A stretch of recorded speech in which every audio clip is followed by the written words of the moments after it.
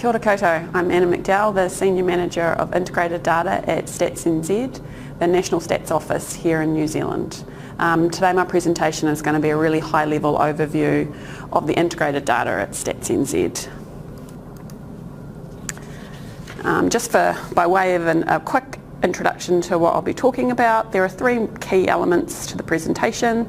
The first, introduction of our two large integrated databases, then moving into how we provide safe access to those, and finally a little bit about how the data is being used. We have two large integrated databases here at Stats NZ. They contain de-identified longitudinal microdata. One, the Integrated Data Infrastructure, or IDI, is about people, and two, the Longitudinal Business Database, or LBD, about businesses in New Zealand. The IDI is about people and households, as I said, and has admin data collected from across government agencies, social survey data collected by Stats NZ, and increasingly some non-government organisation information as well. The LBD contains data about businesses in New Zealand. It's mostly collected through Stats NZ business surveys and admin data from the tax system. The two databases can be linked together through the tax data via employment and tax information. The IDI is updated quarterly and the LBD on an annual cycle. For a full list of all the data that you can find in both integrated databases, you can have a look on the Stats NZ website. Really the only level of detail I'll get into in the presentation is about how we link the two databases. So first up, the IDI, or the Integrated Data Infrastructure. In New Zealand there is no universal unique identifier, and so we create a spine data set to which all the data sets in the IDI link to. This data set is made up of individuals who were born in New Zealand, those who have migrated to New Zealand with a visa, and those who paid tax in New Zealand. All the other data sets, such as health, education, benefit, justice sector data, are linked to the spine. There's two ways in which we link in the IDI: deterministic, where we do use unique identifiers from the different sectors, and probabilistic, where we use name, sex, date of birth and address. We keep the false positive rates to below 2%. The LBD is slightly different. Stats NZ maintains a longitudinal business frame so that we can carry out our business surveys here at Stats NZ, and so the LBD uses the longitudinal business frame as its spine, with information about business operations, overseas trade, research and development activity, all linked to the longitudinal business frame. With databases like this, the balancing act is often between how you can get as much use and value out of the data as possible whilst maintaining safe access to them. And this is done at Stats NZ through our Data Labs service.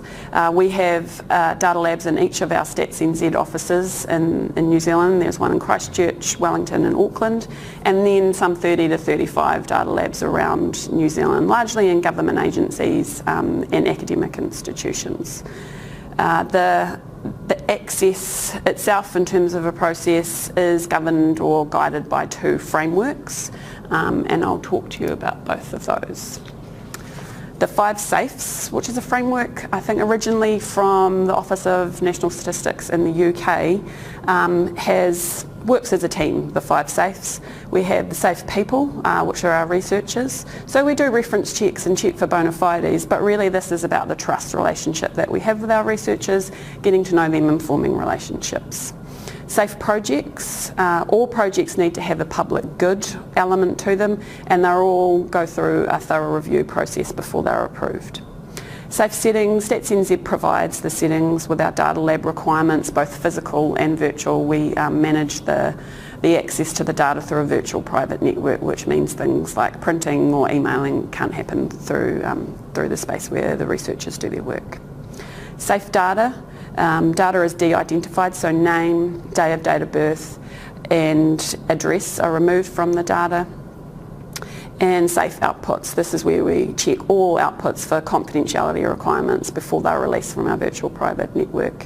As I said, the 5 Safes work as a team, and the setting that's generally at the lowest is the safe data, where it's de-identified, not confidentialised, but that's where our trust environment really comes into play, and the rest of the Safes work nicely together.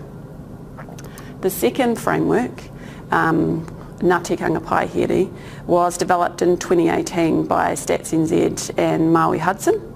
The intention is to guide appropriate use of microdata, focusing on how data about Māori and other underrepresented groups in New Zealand, how the data is used for research purposes.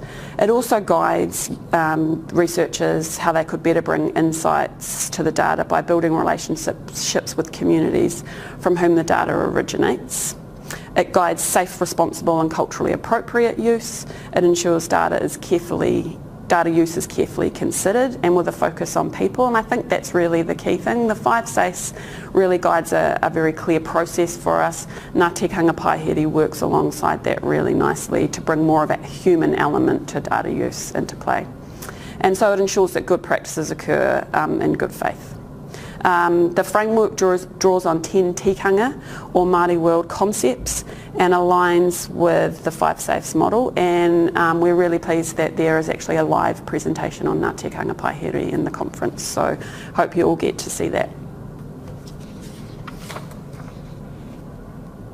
Over the last 5 to 10 years, the use of our integrated databases has really increased in New Zealand, and there's been a lot of development into them, in particular with the integrated data infrastructure. As you can see there, we now have roughly 700 researchers and some 300 projects, so many of the researchers work on multiple projects. With the increase in use, there's obviously been an increase in demand for data going in, but also we've seen the maturity of what's being demanded of the databases as well. And so there's increasingly sophisticated modelling and analysis work going on that's leading to bigger and bigger decision making all the time. And the IDI and the RBD really do allow for questions about complex issues in society to be analysed in a space where they otherwise wouldn't be able to in New Zealand. And I guess the recent or the experiences we're still working through in terms of COVID-19 have shown that the integrated databases really are very important, and so I mentioned the IDI is generally updated quarterly. With COVID-19 we've been doing up to weekly updates of some new and necessary data to make sure that we can feed the right information through to the government agencies and ministers to make good decisions. And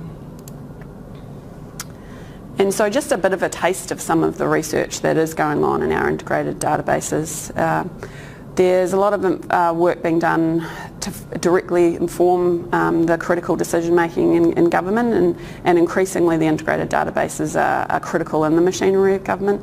I've put a few examples up there for you, and we'll talk briefly about a couple of them, but that link at the bottom shows where you can go to find all the information about all the projects going on in our data labs. So the Treasury in New Zealand has a tax and welfare analysis model, microsimulation model that looks at the impacts of tax and welfare policies on the whole of the New Zealand population, and this has been a really important piece of work for them during COVID-19 as well, with outputs being directly used to inform policy advice to the Minister of Finance and others. The Ministry of Social Development in New Zealand also has a model of social outcomes to understand current and future needs. And so this is really looking largely at welfare and housing needs, and provides an excellent way to understand these really complex social issues in a way that otherwise wouldn't be able to be done. A non-government example of a modelling project is the University of Auckland with their complex contagion of COVID-19.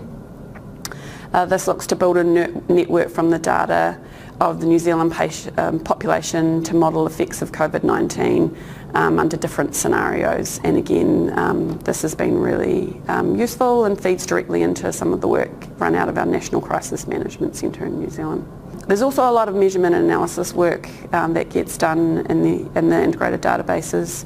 A nice example here is the Ministry of Education in New Zealand is looking to replace the decile system, which is used for funding of schools in New Zealand, and the equity index that are developed in the IDI will target resources to schools based on the general proportion of students who come from a disadvantaged background. The Ministry of Business, Innovation and Employment in New Zealand also using the IDI and LBD together to look at the behaviour and performance of New Zealand firms. And again, this is the type of information that's really useful to feedback on some of the impacts of COVID-19. And I've also put in there a little example of a newer research project from the academic world, exposure to plant biodiversity and mental health in children, which is being run by Massey University here in New Zealand. So that's a study that will look at relationships between exposure to biodiversity and mental health in children to test the hypothesis that children with greater exposure to plant biodiversity have a lower risk of developing depression or anxiety. And so that's just one example of many types of projects like that which have really high public interest potential. That is the end, and I have put up here for you the email address to get in touch with my team if anyone has any questions, as that was really high level, and thank you for watching.